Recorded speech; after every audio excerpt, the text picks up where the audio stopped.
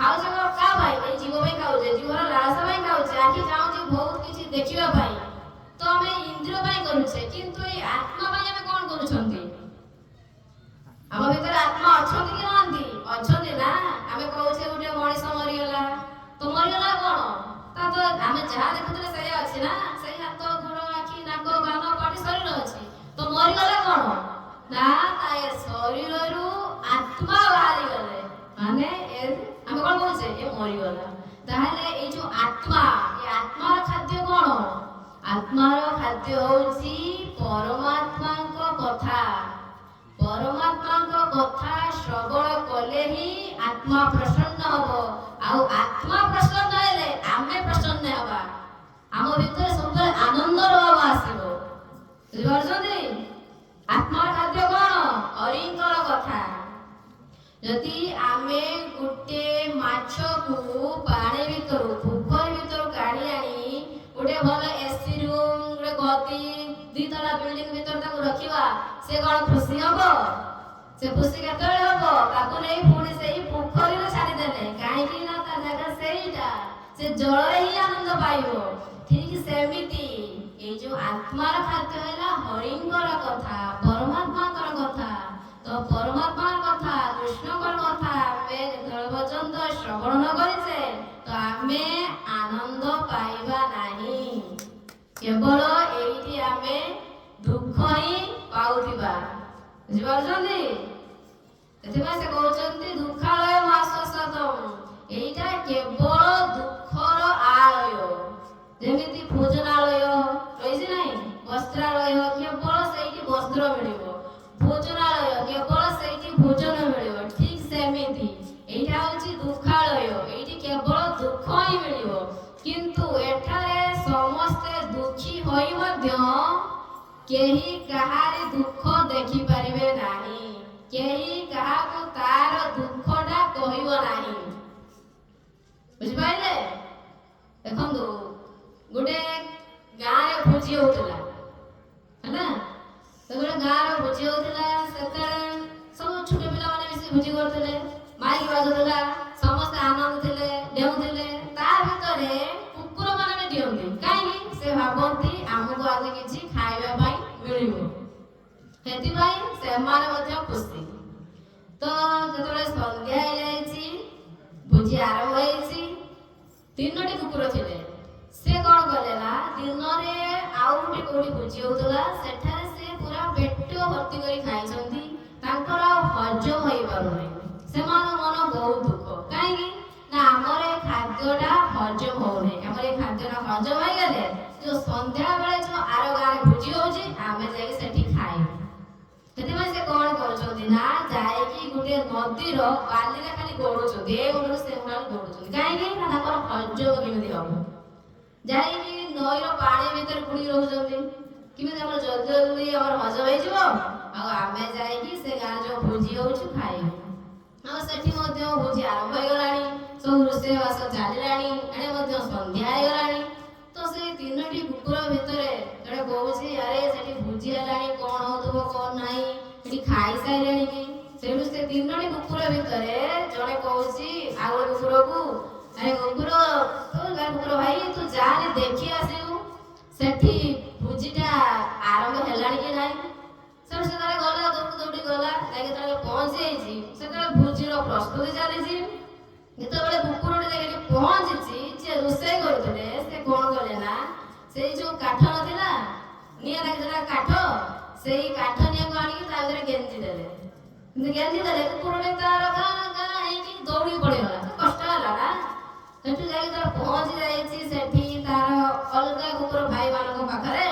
ସେତେବେଳେ ତାକୁ ପଚାରୁଛନ୍ତି, ଆରେ ତୁ ଯୋଉ ଯାଇଥିଲୁ ସେଠି କେଇ ଭଳିଆ ବ୍ୟବସ୍ଥା? ଯିଏ ଚେଙ୍କା ଖାଇକି ଯାଇଥିଲା ସେ କଣ କହୁଛି ନା, ସେଠି ଯାଉ ଯାଉ ବ୍ୟବସ୍ଥା। ସେ କହୁଛି କଣ ନା, ସେଠି ମୁଁ ଯାଇକି ପହଞ୍ଚୁ ପହଞ୍ଚୁ ବ୍ୟବସ୍ଥା। ସିଏ କହୁନି ଯେ ସେଠି ମତେ ନିଆଁର ଚେଙ୍କା ଦେଇଛନ୍ତି, ସେ କହୁନି। ସେ କଣ କହୁଛି, ସେଠି ମୁଁ ଯାଇକି ପହଞ୍ଚୁ ପହଞ୍ଚୁ ବ୍ୟବସ୍ଥା।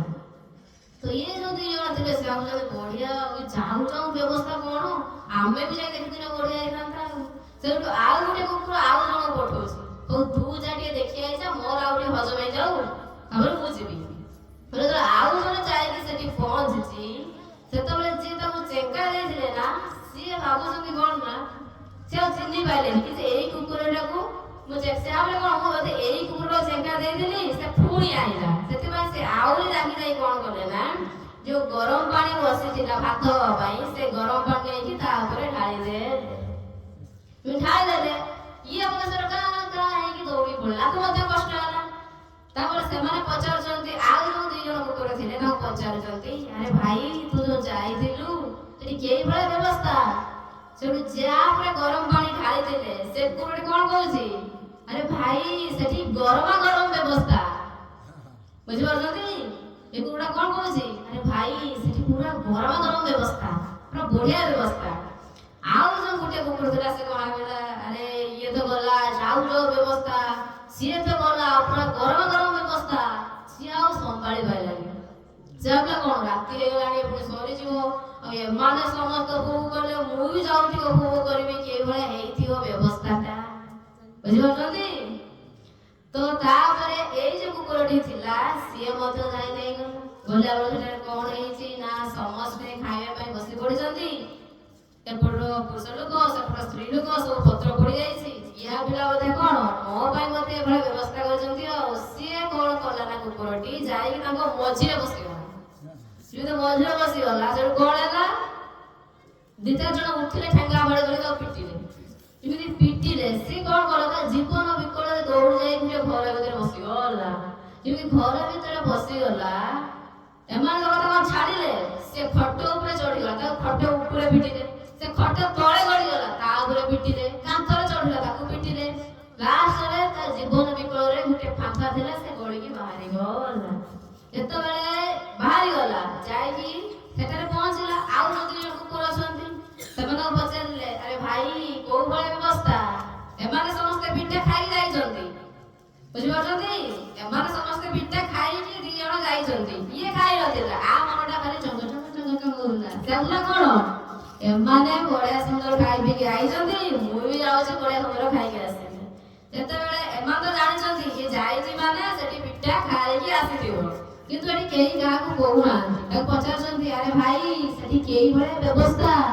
ଯୋଉ ପିଠା ଖାଇଥିଲା ସେ କଣ କହୁଛି, ବ୍ୟବସ୍ଥା ଖଟ ଉପରେ ବ୍ୟବସ୍ଥା, ଖଟ ତଳେ ବ୍ୟବସ୍ଥା, କାନ୍ଥ ଉପରେ ବ୍ୟବସ୍ଥା, ସବୁଆଡେ ଖାଲି ବ୍ୟବସ୍ଥା ଉପରେ ବ୍ୟବସ୍ଥା। ବୁଝିପାରୁଛନ୍ତି? କହିବାର ମାନେଟା କଣ, ଏଇଠି ସମସ୍ତେ ଦୁଃଖ ପାଉଛନ୍ତି, ସମସ୍ତେ ପିଠା ଖାଇଲେଣି, କିନ୍ତୁ କେହି କାହାକୁ କହୁନାହାନ୍ତି କି ଯେ ଆମେ ସେଠାରେ କଷ୍ଟ ପାଇକି ଆସିଲୁଣି, ତୁ ଆଉ ସେଠାକୁ ଯାନା। ବୁଝିପାରିଲେ?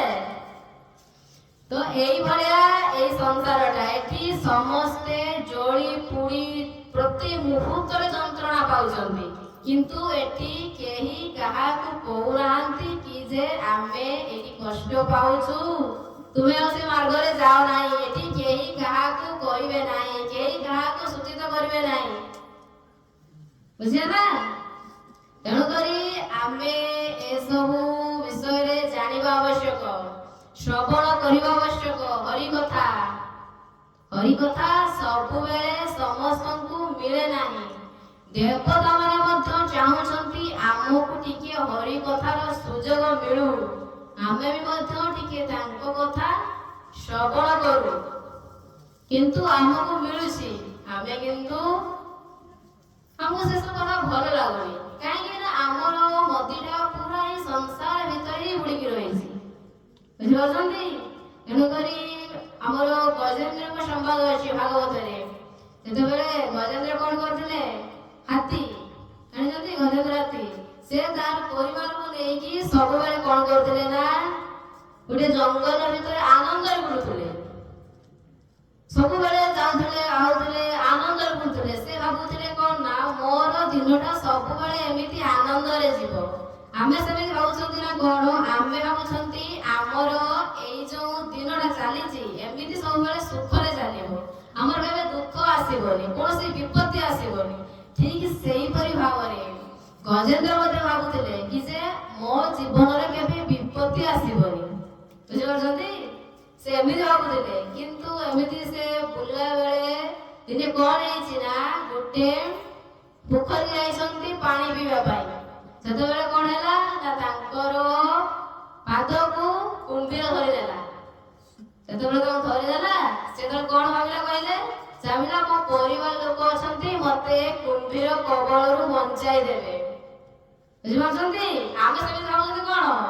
ଆମେ ଭାବୁଛନ୍ତି ଆମର ପରିବାର ଅଛି, ଆମର କିଛି ଅସୁବିଧା ହେଲେ ସେ ଆମର ସାହାଯ୍ୟ କରିବେ। ଏଠି ଭଗବାନର କଣ ଆବଶ୍ୟକ? ଭାବୁଛନ୍ତି ନା ଆମର ରୋଗ ହେଲା ଔଷଧ ଅଛି, ଜ୍ୱର ହେଲା ମେଡିସିନ ମିଳୁଛି, ଖାଇଦବା ଭଲ ହେଇଯିବା, ଆମର ଏଇ ଭାବନା। କିନ୍ତୁ ଯେତେବେଳେ କୌଣସି ମେଡିସିନ କୌଣସି ଔଷଧ କାମ ନ କରିବ, ସେତେବେଳେ ଆମର କଣ ହବ? ଥରେ ଚିନ୍ତା କରନ୍ତୁ। ଗୋଟେ ରୋଗ ହେଇଯିବ, ଯେତେ ହସ୍ପିଟାଲ ଯିବା, ଯୋଉଠିକି ଯିବା, ଯେତେ ଦୂର ପର୍ଯ୍ୟନ୍ତ ଯିବା, କୌଣସି ମେଡିସିନ କି କୌଣସି ଡାକ୍ତର ଆମର ରୋଗ ଭଲ କରିପାରିବେନି। ସେତେବେଳେ ଆମେ କଣ କରିବା? ସେତେବେଳେ ଆମେ ସେ ଭଗବାନଙ୍କ ଶରଣକୁ ଯିବା କି ନାହିଁ? ସେଥିପାଇଁ ସେ କହୁଛନ୍ତି ମଣିଷ ଦିନେ ନା ଦିନେ ବୁଝିବ। ବାସ୍ତବରେ ସେ ବୁଝିବ। କେତେବେଳେ ବୁଝିବ? ଯେତେବେଳେ ତାର ଧନ ବଳ, ଜନ ବଳ, ଶରୀର ବଳ, ସବୁ ବଳ ଚାଲିଯିବ, ସେତେବେଳେ ସେ ମଧ୍ୟ ବୁଝିବ। କିନ୍ତୁ ସେତେବେଳେ ସେ ମଧ୍ୟ ବୁଝିଲେ ମୁଁ ଆଉ ତା ଉପରେ ଖୁସି ହେବି ନାହିଁ। କହୁଛନ୍ତି ଯିଏ ମତେ ବାଳୁତ ଅବସ୍ଥାରୁ ଯିଏ ମୋର ଭଜନ କରେ, ତା ପାଇଁ ମୁଁ ଅମୃତ ଭଳି। ଆଉ ଯେ ସଂସାର କରିସାରି ଯୌବନ ଅବସ୍ଥା ପ୍ରାପ୍ତ ହୋଇ ଯେ ତାର ବୟସ ହେଲା ପରେ ଯେ ମତେ ଭଜନ କରେ, ଜାଣିବା ପାଇଁ ଚେଷ୍ଟା କରେ, ମୁଁ ତା ପାଇଁ ମୋହ କରି। ଆଉ ଯିଏ ତାର ସବୁ କିଛି ସରିଲା ପରେ ଆଉ ତାର ବଞ୍ଚିବାର କିଛି ଦିନ ମାତ୍ର ଥିବ, ସେତେବେଳେ